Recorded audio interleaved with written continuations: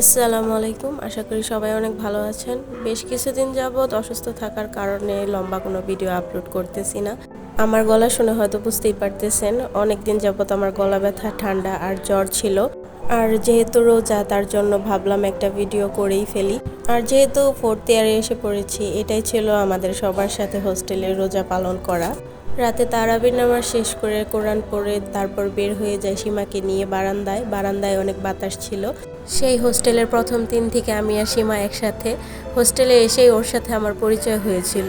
সেই পরিচয়ে আজকে 4 বছর। আর ওর সাথে 4টা রমজান আমি এইভাবে পালন করছি। ইনশাল্লাহ বাকি যে কয়টা দিন আছে তাও পালন করব। আমরা দুজন দাঁড়িয়ে অনেকক্ষণ গল্প করতেছিলাম আর চিন্তা করতেছিলাম যে এটাই আমাদের শেষ রমজান। এরপর কে কোথায় থাকবো তার কোনো ঠিক ঠিকানা থাকবে না। তো এই রমজানের সাথে আমাদের আবার মিড টার্ম পরীক্ষাও শুরু হচ্ছে। সারাদিন রোজা রেখে যেহেতু পড়তে পারবো না, তাই একটু পড়া এগিয়ে রাখছিলাম। আর আনফর্চুনেটলি আমি অনেক দিন পর পড়তে বসছি, আর পরীক্ষার 2 দিন আগে। তো বই খাতা দেখে আমার মাথা শুধু ঘোরাচ্ছিল। আর আমার সবসময় এইরকমই হয়, দিনের পর দিনে পড়ে রাখি না। পরীক্ষার আগের দিন যত চাপ শুরু হয় আমার, তো কিছুক্ষণ পড়ার পর তারপর বই খাতা দেখতেছিলাম। হঠাৎই মনে পড়লো এই বইয়ের কথা। কিছুদিন আগে পড়া শুরু করেছিলাম, 2-3 পাতা পড়ার পর আর তেমন একটা পড়া হয় নাই। আর এতদিন পর টেবিলে বসে কোথায় কি রেখেছি সেটাও মনে ছিল না, তাই সব কিছু বের করে একটা একটা করে দেখছিলাম যে কোথায় কি আছে। তো এটা ছিল মূলত আমার ক্লিনিক্যাল প্র্যাকটিসের ডায়েরি। তো এটা ঘাঁটতে গিয়ে দেখি যে ওয়ার্ডে থাকাকালীন যেসব কথা আমরা মুখে বলতে পারিনি, তো সেই সব কথা আমরা ডায়েরিতে লিখে এভাবে একজন আরেকজনকে দেখিয়েছি। তো আমার এই ডায়েরিগুলোতে অনেক ধরনের কথা ছিল, তো সেগুলো পড়ে হাসছিলাম অনেকক্ষণ যাবত। আর ঘাটাঘাটি করতে গিয়ে দেখে এরকম তো একটা চিরকুট বের হচ্ছে। আমার যখন যে কথা ভালো লাগে বা কোনো কিছু আমার লিখতে ইচ্ছা করে, তখন আমি এইভাবে লিখে আমার বই খাতাতে এইভাবে রেখে দিই। আমার বই খাতা ঘাটলে এরকম চিরকুট অনেকগুলা বের হবে। আর আমি শুধু অবাক হচ্ছিলাম, আমার বই খাতাগুলো একদম নতুন, কোনোভাবে একটা কলমের দাগও খুঁজে পাওয়া যাচ্ছিল না।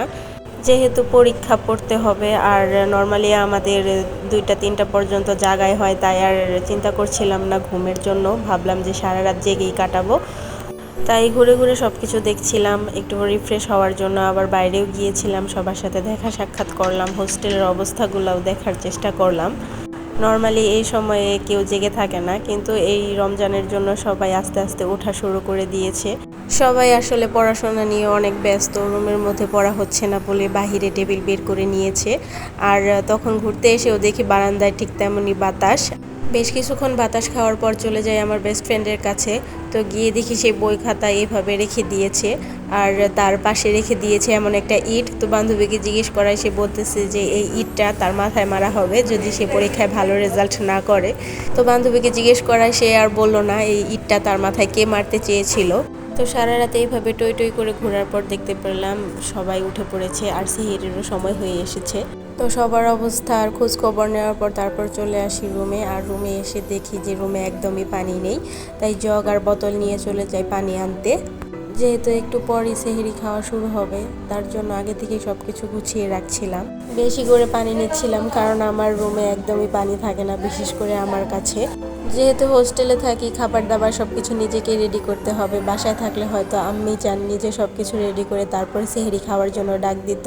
তো এখানে যেহেতু সেই ব্যবস্থা নেই, তাই আমাদের নিজেরই সব ব্যবস্থা করতে হয়েছে। আর রুমে আসার পর দেখি সীমা সব কিছু কেটে কুটে রেডি করে রেখেছে, এখন শুধু খাওয়ার পালা। বাসায় থাকলে কখনোই চিন্তা করতে হয় না সেহরিতে কি খাবো বা ইফতারে কি খাবো, সবকিছুই আম্মুই সবসময় রেডি করে। আর হোস্টেলের খাবার যেহেতু খেতে এমনিতেও ভালো লাগে না, তাই খাবারের সাথে এক্সট্রা কিছু অ্যাড করে মজা করে খাওয়ার চেষ্টা করি। বাসায় থাকতে 4-5টা পদ সামনে থাকলেও আম্মুকে জ্বালাতন করতাম যে এটা দিয়ে খাবো না, ওইটা দিয়ে খাবো, এটা রান্না করনি কেন।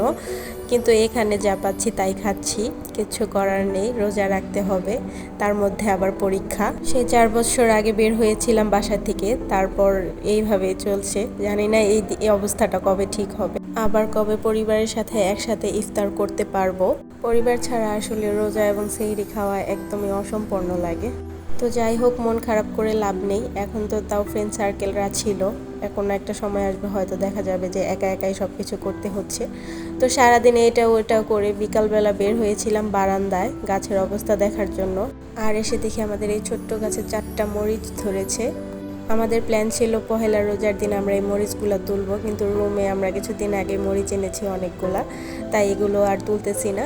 কিন্তু রোজা উপলক্ষে এই মরিচগুলো দেখিয়ে দিলাম। আর অনেকেই জানে বারান্দায় আমাদের গাছ আছে, তো সেগুলো দেখার জন্য অনেকেই আসে, তাই তাদের জন্য এই ছোট্ট একটা ক্লিপ।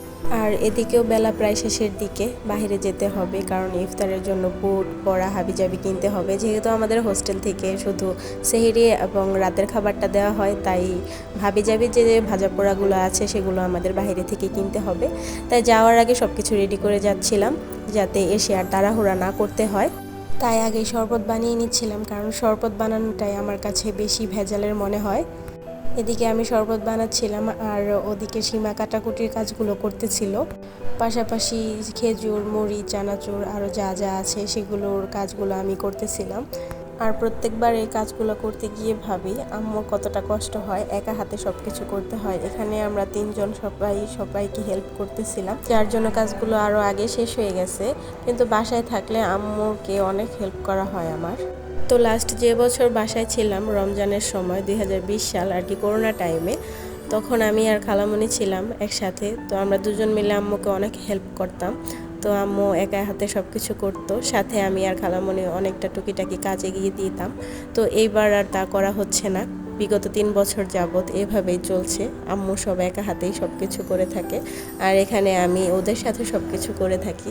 তারপর রুমের কাজগুলো শেষ করে আমরা তিনজনে মিলে চলে যাই বাইরে ইফতার কিনতে। আর বাহিরে অনেক দোকানপাট আর মানুষের ভিড় ছিল, দেখেই একটা রোজা রোজা ফিল হচ্ছিল। সারাদিন রুমের মধ্যে ছিলাম তেমনটা লাগলো না, কিন্তু বাহিরে আসার পর এরকমটা মনে হলো। তো দোকান ঘুরে ঘুরে আমরা আমাদের জিনিসপত্রগুলো কিনে নিয়ে আসি, তারপর চলে যাই সোজা হোস্টেলের দিকে। আর ইফতারের সময় শুধু খেজুর আর শরবত দিয়ে রোজাটা ভাঙি, তারপর পড়তে যাই মাগরিবের নামাজ। বাসায় থাকলেও আমি এই কাজটা করি, এখন আমার সাথে সাথে সীমাও এই কাজটা করে। তো মাগরিবের নামাজ শেষ করে তারপর দুজন মিলে বসি মুড়ি মাখানোর কাজে। তো তারপর একটা একটা কেটে রাখা জিনিসগুলো মিক্স করতেছিলাম। বাসায় থাকলে এর সাথে আরও অনেক কিছু দেওয়া হয়। তো যাই হোক, আশা করি সবাই ভালো থাকবেন। আজকের মতো এই পর্যন্তই ছিল। আমাদের রমজানটা আমরা কেমনভাবে পালন করতেছি সেটারই একটা ছোট্ট ভিডিও। সবাই ভালো থাকবেন। আল্লাহ হাফিজ, টাটা।